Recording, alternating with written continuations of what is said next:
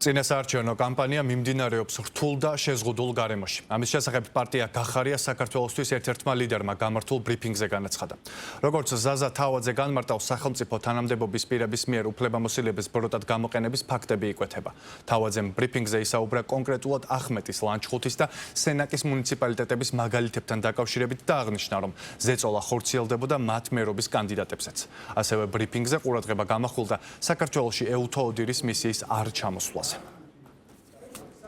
მინდა ხაზი გაუსვათ იმ ძინე ზეწოლებს, რომელიც ხორციელდებოდა საქართველოს მასშტაბით, გახარია საქართველოსთვის პოლიტიკური ძალის მერობის კანდიდატებზე, რის გამოც საქართველოს მასშტაბით ყველა მუნიციპალიტეტის სრული გადაფარვა ჩვენი მხრიდან ვერ მოხერხდა და მერობის კანდიდატებს პროცესებიდან დისტანცირება მოუხდათ. აღსანიშნავია, რომ მასიური გაყალბებების შემთხვევაში მერობის კანდიდატები იმუნიტეტის გარეშე რჩებიან, რაც მაქსიმალურად ზღუდავს მათ საქმიანობას ნებისმიერი მიმართულებით. სწორედ ამიტომ მერობის კანდიდატების ნაწილმა უარი განაცხადა ოცნებასთან საარჩევნო კონკურენციაში შესვლას. არ დაუთმობთ ოცნებას ძალაუფლებას არც ერთ დონეზე და არ დავტოვებთ ამორჩეველს პირისპირ ოცნების რეჟიმთან მარტო.